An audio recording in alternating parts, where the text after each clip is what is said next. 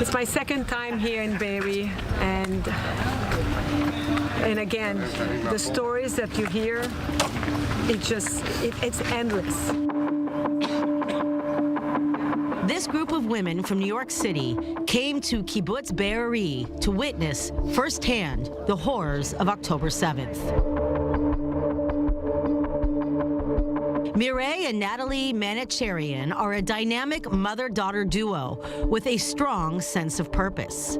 I am the co-president of WIZO USA, the Women International Zionist Organization. WIZO is present in 38 countries around the world, and all the money raised is to help maintain the projects here.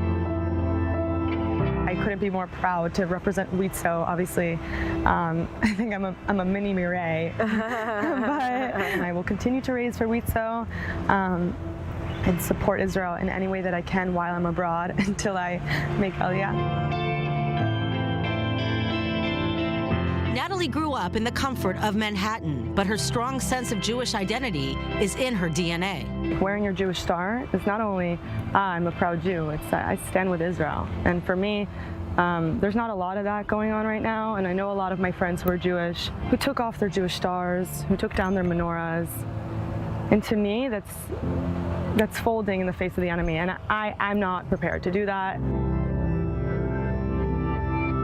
At the age of 17, Natalie felt a soul calling to postpone university and come to Israel to serve in the IDF as a lone soldier.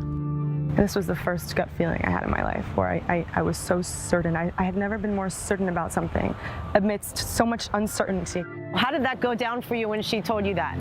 Honestly, I had a dream when I was 16 that I came here and I wanted to serve, and my father said, no way, you go back to Brazil with me. When my daughter said she wanted to serve, she didn't know she was going to be in combat, but she wanted to serve. I was so proud, and I kind of lived vicariously through my daughter, but I also felt a responsibility as a Jewish mom to give her the freedom to be who she wanted to be and never clip my daughter's wings. Not only did Natalie enlist, but she also wanted to be drafted into an intense combat unit, even though Mom did have sleepless nights at first. And you're getting your hands dirty in a combat unit, let me tell you. What was the name of your unit? Chativa Chilutz V'Atzala. The unit is men and women, and it mostly focuses on like combat training and also incorporating it into search and rescue training. I was in Egypt for a period, like right on the border, Al-Kharif it was called, and then we went to the West Bank near Ramallah. We were actually the only men and women combat unit to enter Gaza, in this war.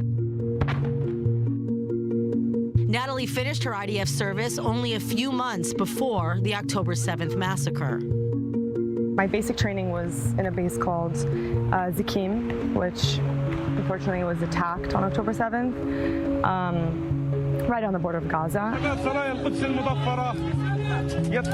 Guilt is a good word. It was just, I was mourning my whole country, and I couldn't do anything about it, right? I couldn't go to Israel to mourn people that died, right? Whether it was going to a funeral, I couldn't do that. And then I had to be in New York and seeing these protests. It was the most powerless feeling of all time, right? Because right the day after October 7th, as much as we were all mourning, we were all so sad, we were all geared. We wanted to go and fight. We wanted to go. We were ready for it. I was. I couldn't leave my apartment.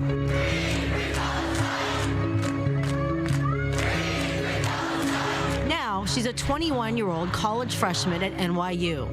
Yet, no military training could have prepared her and other Jewish students for the hate crimes and physical violence against Jews that ensued on university campuses.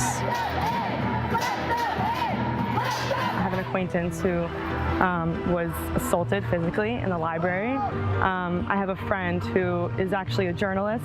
He's not even Jewish, but he supports our community at NYU, and he got punched in the face. I was there. I saw everything happen and pulled him, and the guy was practically just released, and nothing happened to him. He was going around campus the next day, and that was scary. That was a scary moment when you see someone physically assault someone and they can roam around college campus freely. Mom and daughter could never have imagined feeling more unsafe in New York City than in Israel during a war. Listen, Emily, I am not gonna lie.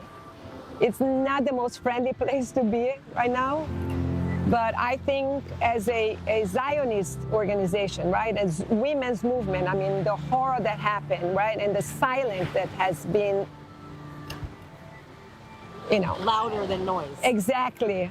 From the women's organization, I think that our role right now is never been more important. In the shadow of the trauma the Israeli people have suffered as a result of October 7th, the next wave of the over 100-year-old Women's International Zionist Organization is already going into motion. We're talking about every single citizen in this country has been affected. So WIZO's role will be taken care of, and is already taking care of, the families, mothers who are left without husbands, children who are left without parents. We are going to be focused on treating the emotional trauma, and that's our main goal. Emily Francis, I-24 News.